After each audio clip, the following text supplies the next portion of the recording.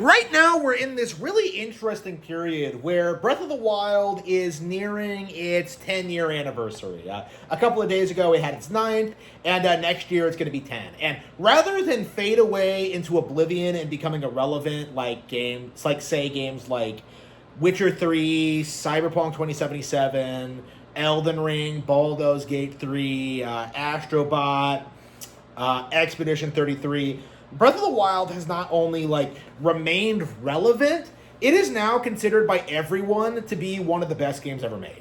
You know, the period 10 years ago where people were spurging out about Ubisoft Towers and how there totally were way better open world games out there, not a thing. You know, nobody thinks that. Like, Horizon couldn't do it. Red Dead Redemption 2 couldn't do it. And now we're kind of in that cope period where people are seriously trying to meme Crimson Desert into being the Breath of the Wild killer. And it just isn't going to happen. Not just because Breath of the Wild is such a good game, but because so many people over the past 10 years have gotten into it and universally agreed that this game is a cut above everything else that comes out.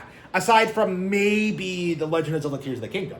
And Tears of the Kingdom has the problem that it wasn't the major innovator that set the template. So, again, Breath of the Wild has established itself as an all-time classic. We've gotten a sequel already. We've gotten spin-offs. We've gotten games like Echoes of Wisdom. Zelda is on top of the world right now, and the haters are seething because there's always been a conspiracy in the gaming sphere to try and gaslight people into thinking The Legend of Zelda is not the greatest video game franchise in the world.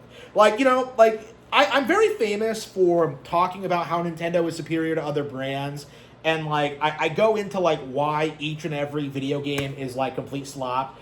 And it's really easy to forget, I myself have forgotten this, that the roots of this, the reason why I'm so adamant about this is because of the sheer amount of time, that I tried talking about Zelda at school, tried sharing with people this thing I loved, and then got sneered at because, that's not as big as Grand Theft Auto or Call of Duty or this Hollywood film or this sports ball game. People just sneered at you about it. And they didn't know anything about Zelda. They didn't play Zelda. They had no experience with Zelda. They were just being obnoxious just to have this sense of superiority, right? They were complete dipshits. So I do have to reiterate this, is that this is not a new phenomenon.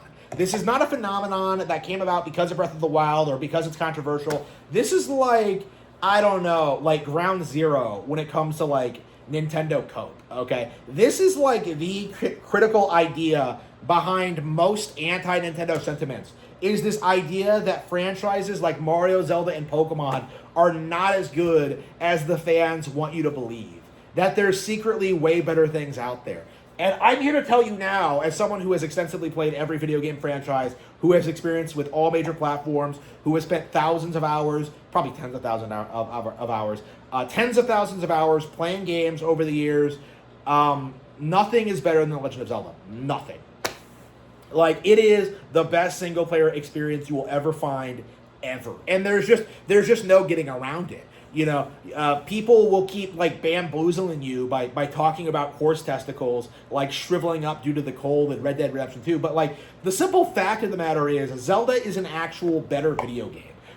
The sheer fact of the matter is in Red Dead Redemption 2 you can't launch yourself into the air, glide 20 feet, pull out a bow, shoot a dragon in the eye, collapse it, and then beat the shit out of it.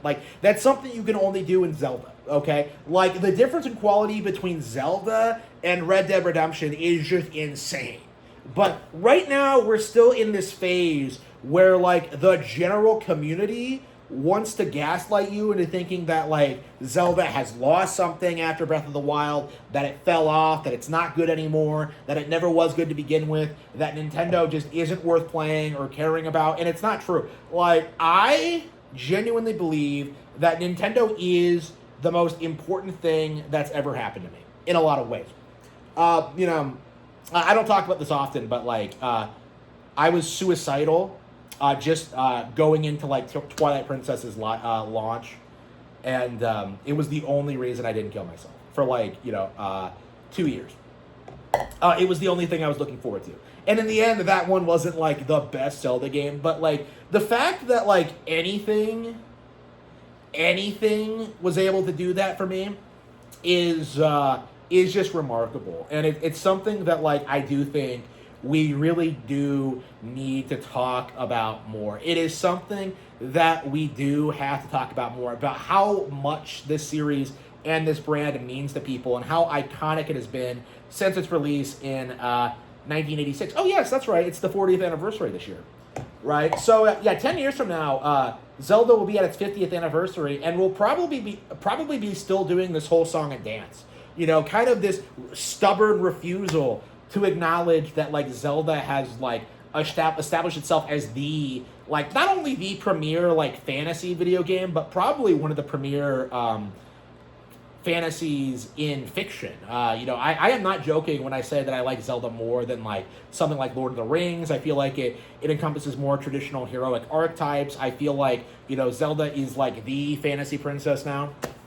Like, again, I can go on about this all day, and the simple fact of the matter is a lot of people kind of sneer at like how I feel about this, and it's something that I do think really needs to be addressed going forward into like the next decade, as we begin to accept that Breath of the Wild is like one of those games that's just never going to be topped. Like, Breath of the Wild did not come out of nowhere.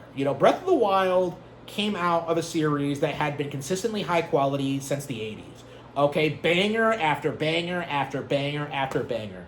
Like, a mid-Zelda game is better than like pretty much every Game of the Year contender, honestly. Like, I'd much rather go back and play Minish Cap again or Phantom Hourglass than, like, The Last of Us Part 2. You know what I mean? Like, people just don't want to accept at just how, like, enduring this franchise actually is, how good it is, and just how many people, even today, are, like, enraptured by, like, the whimsy and, like, the fantasy of it all. It's just the best there is at what it does. And I feel like people just... gamers just really understate the franchise. They always want to do this thing where they're like, oh yeah, only this game is good, this one's the best one ever made, but the others are kind of slop. It's not true. And like, I do think we have to preface that, like, in general. Like, if you put as much time as you do into something like Breath of the Wild, like, Zelda's the best franchise ever, okay? Like, that's just the reality of it. Even if Breath of the Wild is the only Zelda game you've ever played, you should feel comfortable coming out and saying, like, yes, Zelda is my favorite thing ever. Like, I don't really see why there's this, like, culture around this idea that we have to, like, downplay and destroy Zelda specifically.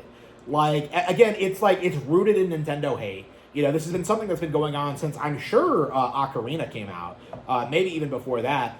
But, like, the disrespect that Zelda's gotten over the years really needs to be understood, especially as we go into, like, the 50th anniversary of the next decade, as we go into the Zelda movie release next year, and, like, seeing just, like, Zelda explode into a major cultural phenomenon. I feel like people are not prepared for how popular Zelda's going to be in the future.